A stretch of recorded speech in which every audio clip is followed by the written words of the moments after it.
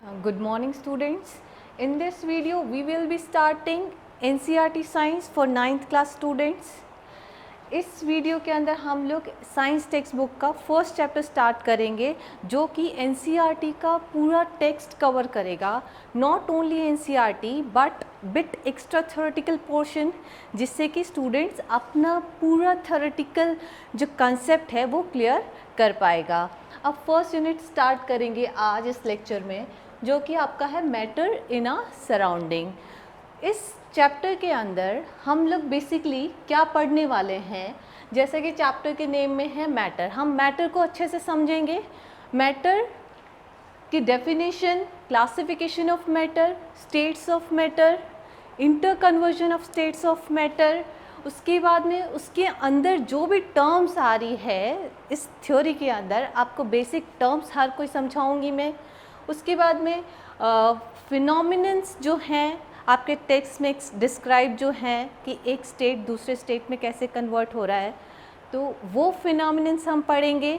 और इन टेक्स्ट आपकी जो भी एक्टिविटीज़ है related to the topic NCERT को कवर करूँगी. बेसिकली उन एक्टिविटीज़ को समझाऊँगी ताकि आप लोग अच्छे से अपना जो बेस है वो अच्छा कर पाएँ.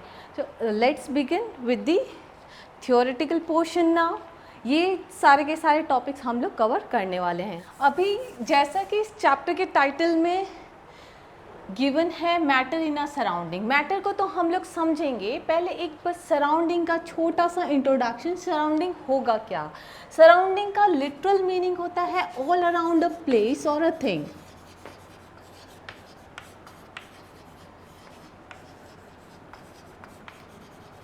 इस सिंपल से मीनिंग का मतलब ये है कि आपके चारों तरफ क्या एग्जिस्ट कर रहा है वो सराउंडिंग. किसी भी जगह के चारों तरफ क्या है वो सराउंडिंग. किसी भी चीज़ के चारों तरफ जो है वो सराउंडिंग.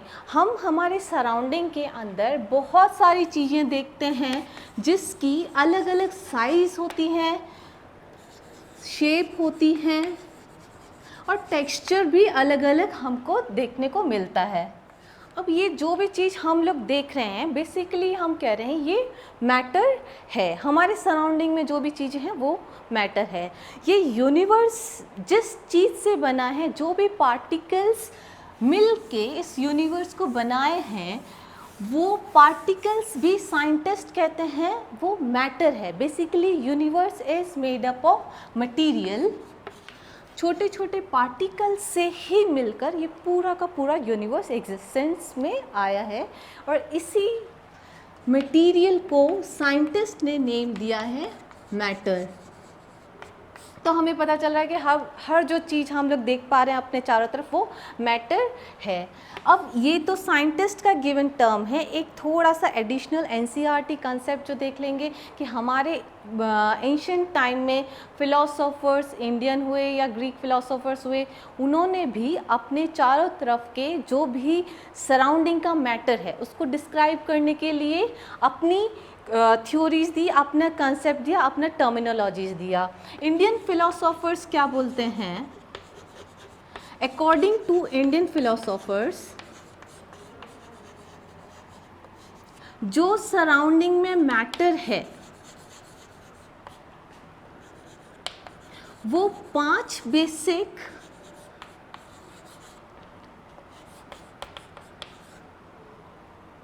एलिमेंट से मिलकर बना हुआ है.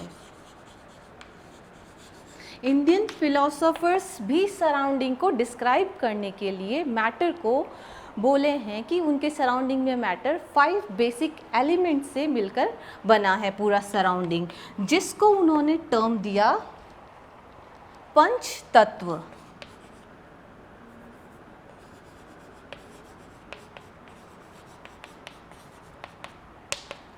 ये थोड़ा सा एक्स्ट्रा पार्ट है NCERT का कि जिसमें हम लोग ये देख रहे हैं कि मैटर जो भी है हमारे सराउंडिंग में वो हम मैटर बोल रहे हैं. साइंटिस्ट ने बोला है कि यूनिवर्स में जो भी चीज़ एग्जिस्ट कर रही है वो मटेरियल से बनी है और वो मटेरियल ही सारा का सारा जो एग्जिस्ट कर रहा है वो मैटर है. इंडियन फिलोसोफर्स के अकॉर्डिंग हमारे सराउंडिंग में जितनी भी चीज़ें हैं वो 5 बेसिक एलिमेंट से बनकर ही मिलकर ही बना है, जिसको हम पंच तत्व बोल रहे हैं. और ये पंच तत्व जो हैं ये क्या है, air, earth, sky, water and fire. उनके अकॉर्डिंग ये 5 ही बेसिक एलिमेंट है जिससे हमारा पूरा सराउंडिंग एग्जिस्ट करता है। और ये जो पंच तत्व है इसमें सारा का सारा लिविंग भी एंड नॉन लिविंग दोनों ही चीज़ें इंक्लूड होती है। तो अभी हमने ये देख लिया कि हमारे चारों तरफ जो एग्जिस्ट कर रहा है वो मैटर है। अब मैटर की एक्चुअल डेफिनेशन क्या होगी, how will you define matter, वो हम लोग इसकी डेफिनेशन अब आगे देखेंगे।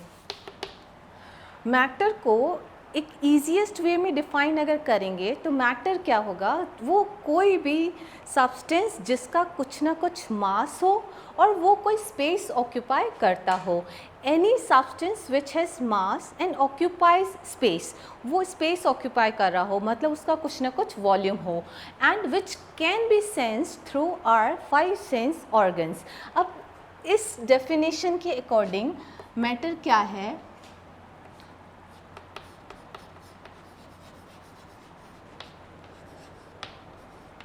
matter is something which has mass, occupies space,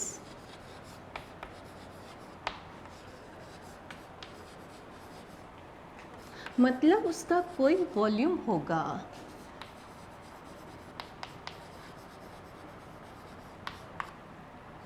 can have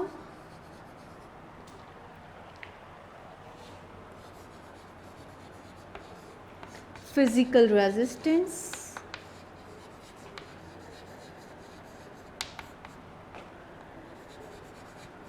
inertia and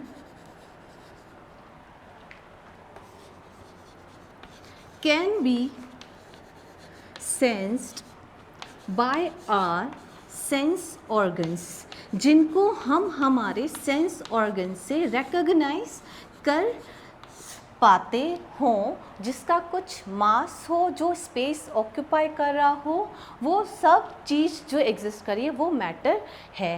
sense organ हमें पता है हमारे 5 फिज़िकल सेंस ऑर्गन्स है जिसमें हम जो भी चीज़ देख पाते हैं, साइट हुआ, टच हुआ, स्मेल हुआ, हियरिंग हुआ,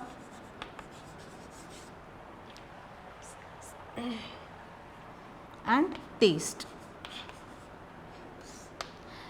ये हमारे 5 फिज़िकल सेंस ऑर्गन्स की बात है। इनके थ्रू हम उस चीज़ को रिकॉग्नाइज कर पाएँ और बेसिक चीज़ है कि उसका कुछ ना कुछ मास होना चाहिए, वो कोई स्पेस भी ऑक्यूपाई करना चाहिए। अब वो मास कितना भी कम हो, कितना भी छोटा पार्टिकल क्यों ना हो, बट उसका कुछ ना कुछ मास हो और वो स्पेस ऑक्यूपाई कर रहा है तो हम बोलेंगे वो क्या है, मैटर है। तो हमने मैटर की डेफिनेशन देख ली। अब मैटर की डेफिनेशन के बाद में हम ये देखेंगे कि मैटर है क्या, वो किस चीज़ से मिलकर बना है। तो उसकी एक इम्पॉर्टेंट कैरेक्टरिस्टिक है कि मैटर जो है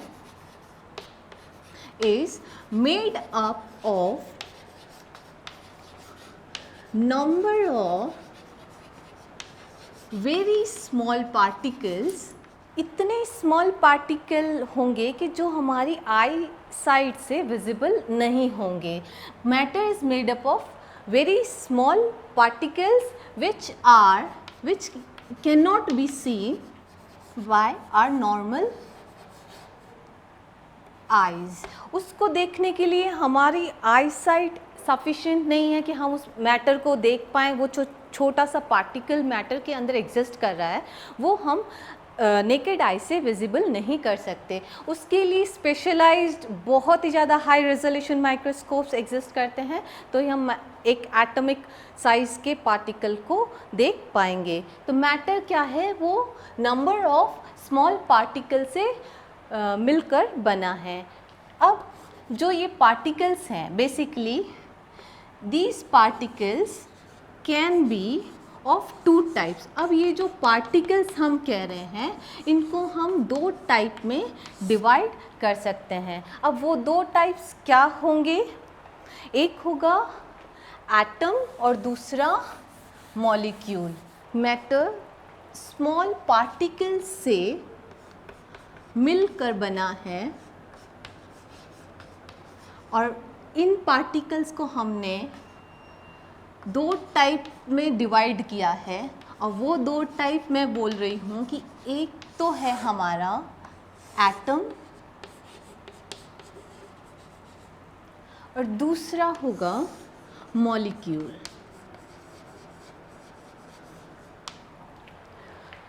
एटम की अगर हम बात करें, एटम किसी भी मैटर के अंदर या किसी भी एलिमेंट का जो है वो स्मॉलेस्ट पार्ट है, सबसे छोटा यूनिट जो है, smallest unit of any element is known as atom.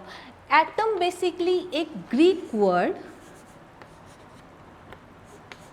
Atom word जो है is derived from Greek word atomos. ये जो वर्ड एटम हमारा आया है ये ग्रीक वर्ड से आया है, एटोमोस से। एटोमोस का मतलब होता है इनडिविजिबल। इनडिविजिबल क्या मतलब कि वो किसी एलिमेंट का छोटा पार्ट है जो कि फर्दर ब्रेक नहीं होगा। ये एक ग्रीक वर्ड का जो हमने लिया है एटोमोस वर्ड का, उसका मीनिंग है। बट हायर क्लासेस में हम लोग देखेंगे कि एटम भी फर्दर बहुत सारे सब पार्टिकल्स में डिवाइड होगा, बट हियर इट इज़ कि हम लोग इसके वर्ड के मीनिंग पे जा रहे हैं। अब एटम हमने कह दिया कि ग्रीक वर्ड से आया है। एटम किसी भी एलिमेंट का स्मॉलेस्ट यूनिट है। It is the smallest unit of any element. ये किसी भी एलिमेंट का सबसे स्मॉलेस्ट पार्ट है, कंसिस्टिंग पार्ट है कि एलिमेंट जो भी होगा उसका जो सबसे छोटा पार्ट है वो हम कह रहे हैं एटम है। और एटम हमें पता है कि किस चीज़ से बना है। एटम के अंदर जो न्यूक्लियस होगा वो प्रोटॉन और न्यूट्रॉन से मिलकर बना होगा और साथ ही उसके जो चारों तरफ है इलेक्ट्रॉन प्रेजेंट होंगे। एटम के अंदर बेसिकली क्या होगा, प्रोटॉन, न्यूट्रॉन एंड इलेक्ट्रॉन्स। और ये स्मॉलेस्ट पार्ट है, ये किसी भी केमिकल रिएक्शन में पार्टिसिपेट करता है, ठीक है। और हम जो पीरियोडिक टेबल में 118 एलिमेंट्स की जो भी बात कर रहे हैं, हर किसी के अंदर स्मॉलेस्ट यूनिट एटम होगा, लेकिन हर एलिमेंट का जो भी एटम होगा वो डिफरेंट होगा। मतलब 118 एलिमेंट हैं तो 118 ही डिफरेंट काइंड के एटम्स होंगे, जिनके मासेस भी डिफरेंट होंगे, जिनकी केमिकल प्रॉपर्टीज़ भी डिफरेंट होगी, जिसकी वजह से जितने भी एलिमेंट हैं वो अपनी केमिकल प्रॉपर्टीज़ डिफरेंट रखते हैं। अब ये जो स्मॉलेस्ट मैंने बोला, बेसिकली कोई भी एटम जो है उसकी जो साइज़ रेंज है ये इतनी स्मॉल होती है। साइज़ रेंज अगर मैं बोलूँ तो 10⁻⁻10 मीटर के रेंज में इसकी रेडियाई होती है। कोई एटम आपका जो है 10⁻⁻10 मीटर्स की रेंज में होता है। अब इस 10⁻⁻10 को हम एंगस्ट्रॉम भी बोलते हैं। एंगस्ट्रॉम भी एक यूनिट है जिससे हम एटम की साइज़ को बताते हैं। 1 angstrom is equals to 10⁻⁻10 metre. ये हो गई बात एटम की। अब आते हैं दूसरे पार्टिकल की जो मैटर कंसिस्ट करता है, जिसको हम कहेंगे मॉलिक्यूल। मॉलिक्यूल क्या होगा, it is the group of 2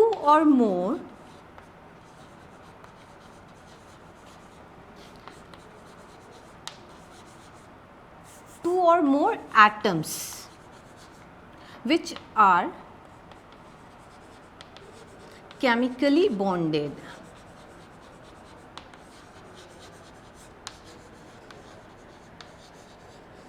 molecule के अंदर दो या दो से ज़्यादा एटम्स प्रेजेंट होंगे जो कि केमिकली एक दूसरे से बॉन्ड होंगे। अब यहाँ पे दो या दो से ज़्यादा जो एटम्स हैं वो सेम काइंड के भी हो सकते हैं और डिफरेंट काइंड के भी हो सकते हैं। तो हम इसको होमोमॉलिक्यूल और हेटेरोमॉलिक्यूल बोलेंगे। होमोमॉलिक्यूल जब आपके कंबाइनिंग एटम सेम नेचर के हों, कंबाइनिंग एटम सेम नेचर के हों,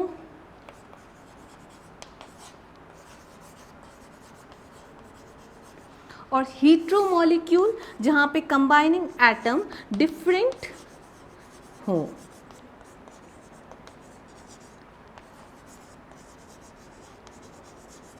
ठीक है, एटम स्मॉलेस्ट पार्ट है जो कि हम कह रहे हैं कि मैटर के अंदर प्रेजेंट है और हर किसी एलिमेंट का कैरेक्टरिस्टिक पार्ट हो गया। उसके बाद में जब मॉलिक्यूल की बात करेंगे, molecule is a group of two or more atoms. Atoms अगर सेम काइंड के होंगे तो हम उसे होमोमॉलिक्यूल बोलेंगे, अगर कंबाइनिंग एटम डिफरेंट होंगे तो हम उसे हेटेरोमॉलिक्यूल बोलेंगे। अब होमो और हेटेरो के अंदर एग्जाम्पल देख लेते हैं हम लोग। होमो की बात करेंगे तो एग्जाम्पल जैसे हाइड्रोजन गैस हुआ, नाइट्रोजन हुआ, O2 हुआ, Cl2 हुआ, ये जितने भी एग्जाम्पल हैं ये सेम काइंड ऑफ एटम से बनकर मिले हैं। हाइड्रोजन के अंदर एक हाइड्रोजन दूसरे हाइड्रोजन के साथ में मिल रहा है, नाइट्रोजन के अंदर एक नाइट्रोजन दूसरे नाइट्रोजन के साथ मिलकर बन रहा है। तो ये होमोमॉलिक्यूल के एग्जाम्पल हो गए। हेटेरो की जब हम बात करेंगे, हेटेरो में डिफरेंट एटम्स कंबाइन होंगे तो एग्जाम्पल आपका CO2 हो गया, H2O हो गया, HCl हो गया। अब इनमें अगर अपन देखेंगे तो कार्बन कंबाइन हो रहा है दो ऑक्सीजन के साथ में, एक कार्बन का एटम है दो ऑक्सीजन के एटम है, मतलब डिफरेंट काइंड ऑफ एटम्स यहाँ पे कंबाइन होके बना रहे हैं। तो हमने देख लिया मैटर क्या है, वो सब्सटेंसेस जो कि कुछ ना कुछ मास रखते हो और स्पेस ऑक्यूपाई कर रहे हैं।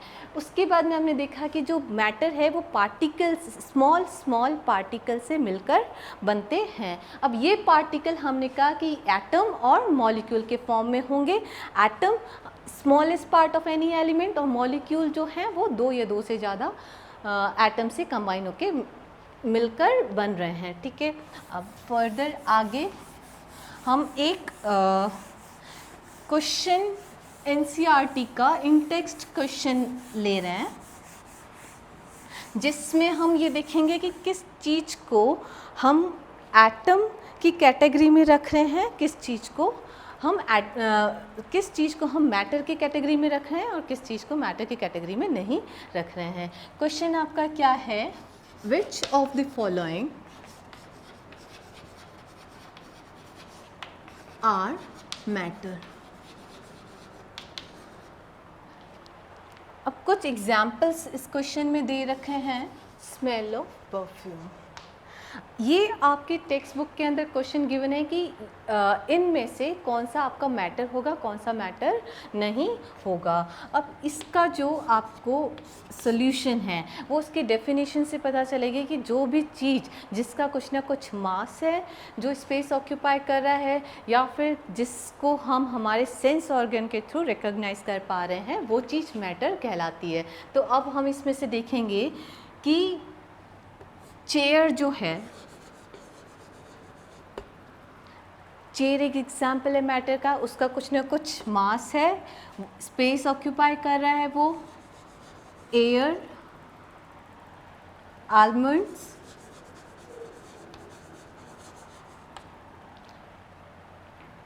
And smell of perfume.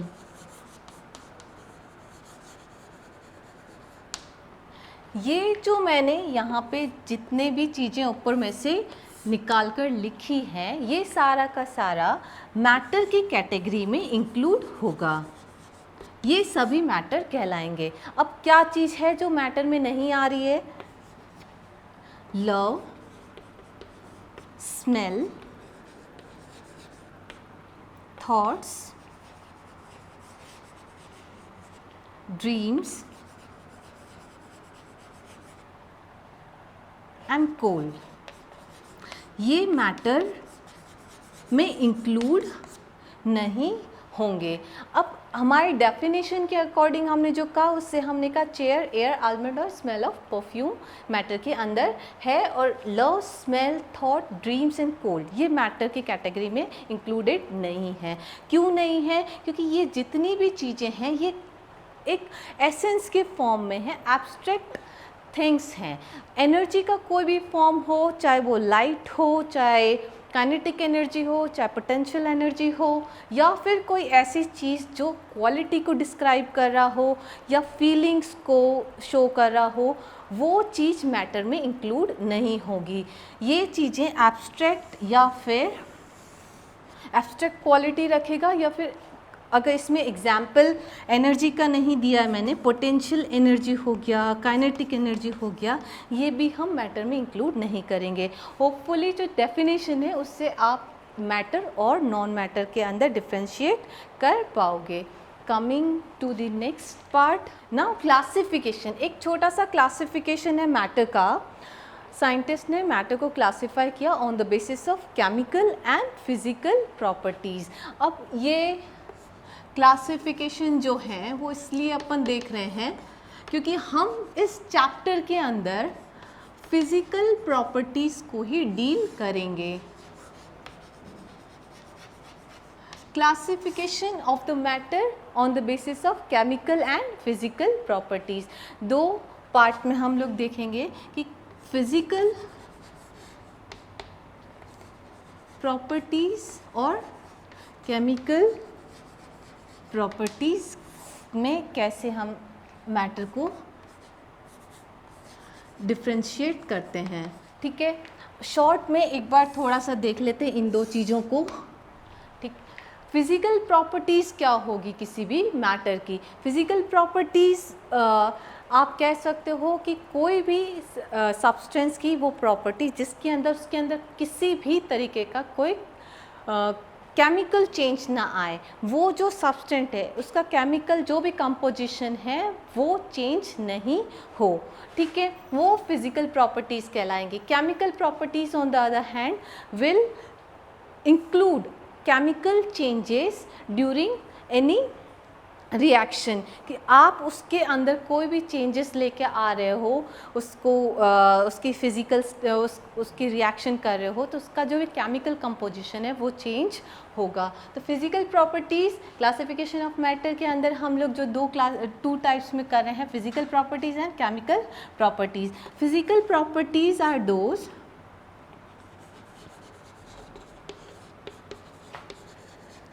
which does not include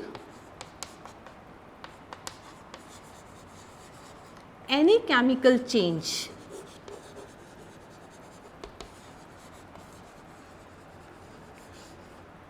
ठीक है, इसके कुछ एग्जाम्पल्स देख लेते हैं। इट इंक्लूड्स फिजिकल प्रॉपर्टी के कुछ examples: colour, order, hardness,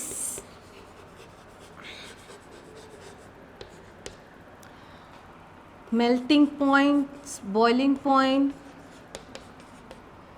electrical conductivity,